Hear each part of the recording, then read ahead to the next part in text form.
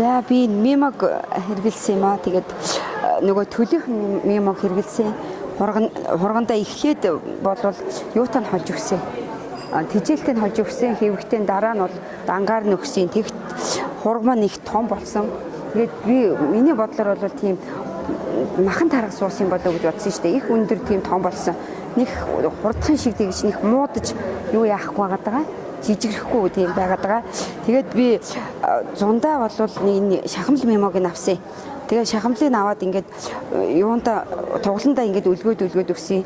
Тэгээд тугал маань бол бас нэг торноо сайхан тийм том болж ирсэн.